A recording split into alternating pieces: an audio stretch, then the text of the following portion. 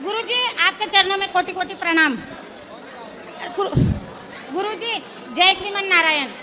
पहले तो गुरुजी मैं आपका धन्यवाद करना चाहती हूँ। मेरे मन में बहुत सारे संशय थे कि मैं राम जी को बिल्कुल नहीं मानती थी। पहले राम जी का मेरे को बहुत गुस्सा आता था। क्यों? उन्होंने सीता माता को छोड़ दिया था ना, इसलिए मेरे को राम जी का बहुत गुस्सा आता था। मैंने कभी उनकी पूजा नहीं करी, खाली दर्शन करती थी मैं।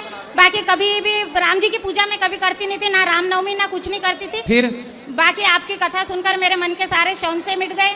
और दूसरा प्रश्न गुरुजी, अब राम जी की करने लगी हो पूजा? हाँ, आराधना करती हूँ। देखो, जो राम के पक्ष में नहीं थे, कथा सुन के वो राम के पक्ष में हो गए। ये कथा का प्रभाव। और गुरुजी मेरा बचपन से, मैं चौथी में थी जब से मेरे मन में ये प्रश्न था कि हम बंदर की औलाद है। सुनते सुनते मैं पागल हो गई थी। मेरे को रोज यही समझ में नहीं आता था कि जब भगवान इतने बड़े हैं तो हम बंदर की औलाद कैसे हैं। मगर आपकी कृपा से ये भी संशय मिट गया कि हम संतों की संतान है। सुनकर मुझे बहुत अच्छा लगा, मेरा मन बहुत प्रसन्न हुआ और इसीलिए मैं आपका धन्यवाद करना चाहती हूँ। और मेरे प्रश्न, डार्विन की थ्योरी कहती है कि आप बंदर की संतान हैं, परंतु डार्विन की थ्योरी गलत है। हम भारत के लोग बंदर की औलाद नहीं, ऋषि मुनियों की संतान हैं, इसलिए हम लोगों का गोत्र होता है। डार्विन की थ्योरी सही नहीं है, ये वाली थ्योरी। गुरुजी मेरा प्रश्न है, क्या देवी भागवत पढ़ते समय हमें 9 दिन में ही पूरी करना चाहिए? कितने भी दिन में कर लो। और दूसरा प्रश्न यह है कि जैसे भागवत पढ़ रहे तो क्या हमें ब्रह्मचर्य का पालन करना जरूरी है? आप भागवत जी पढ़ें, अध्ययन के हिसाब से करें और ब्रह्मचर्य का पालन करें तो अच्छा है, वरना आप घर में हैं और गृहस्थ में हैं, आप पढ़ते रहें, कोई दिक्कत नहीं। और दूसरा प्रश्न ये गुरुजी, हमारे यहाँ पितरों का पिंड क्या साल भर में कर दिया जाता है? साल पिंडदान होता है, साल में हो जाता है। दूसरा प्रश्न ये है, भगवान की प्राण प्रतिष्ठा ना हुई हुई तो क्या करें? किसकी? भगवान की प्राण प्रतिष्ठा हमने आज तक करी नहीं, सुना नहीं था, अब आप सुनने तो लगे। करवा लेना, कोई दिक्कत नहीं है। और करवाना जरूरी है। भागवत कथा टीवी पर सुनते समय सोने से, जैसे भागवत कथा सुनते समय नींद आ जाती, टीवी में सुनते सुनते नींद आ जाती, तो क्या दोष लगता है? कोई बात नहीं, सो जाया करो। सुनते सुनते नींद आए तो सो लो। नींद आ जाती मेरे को, मैं थक जाती ना तो फिर कथा लगा लेती, मेरे को एकदम ऐसा लगता मैं भगवान की गोदी में सो गई। सो जाओ, जब जागो फिर सुन लो।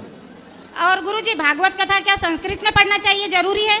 आ जाए तो संस्कृत में पढ़ो, वरना हिंदी में पढ़ो। संस्कृत पढ़ने की इच्छा है गुरुजी मेरी। आपने बोला था कि आप जुलाई महीने से चालू करोगे, अगले साल बोला था, हम रास्ता ही देखते रह गए कि गुरुजी सिखाएंगे। करेंगे, जल्दी करेंगे। बहुत बड़ी तैयारियां लगती हैं हर काम के लिए, करेंगे जरूर। 11 के दिन प्राण जाने से क्या मोक्ष प्राप्त होता है? 11 देखो, पुण्यात्मा कभी भी मरे मोक्ष मिलता है और पापी कभी भी मरे, पर पापी यदि एकादशी में मर गया तो वो मोक्ष का अधिकारी हो जाता है। गुरुजी चतुर्थी के दिन चांद देखकर ही उपवास खोलते थे हम, बाद में आपने बताया कि चतुर्थी के दिन चांद देखा नहीं जाता, तो अब क्या करें? हमने तो जिंदगी भर से उपवास करा तो चांद देखकर ही उपवास खोला। तो चांद कौन सा चांद?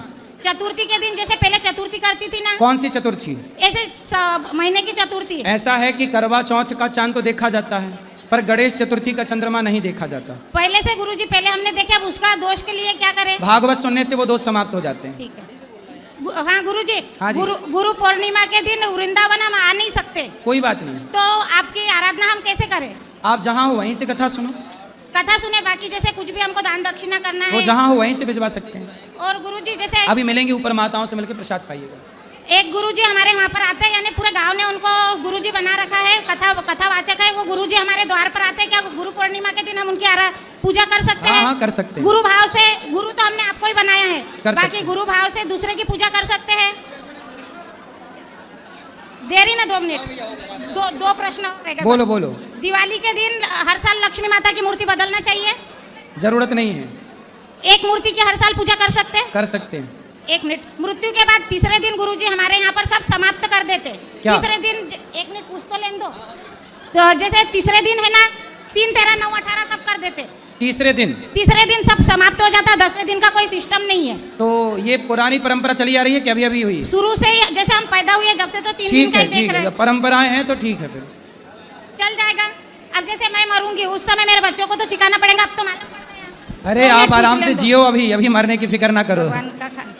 भगवान को गुरुजी देखो, ये मैया मिली जिनको खुद के मरने की भी चिंता है। नहीं तो गुरुजी आपको सुन हाँ पूछ रहे, 2 मिनट।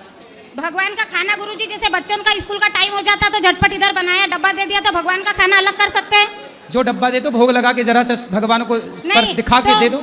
कई बार ऐसा होता है पूजा बाद में करते हैं हम, कोई बात खाना नहीं। जल्दी बना लेते हैं, कोई बात भगवान नहीं, के लिए ठीक है, अलग ठीक है, निकाल देते। एक प्रश्न हो रहे बस। ठीक है गुरुजी जैसे आप बोलते हो कि पर जाति में विवाह नहीं करना चाहिए।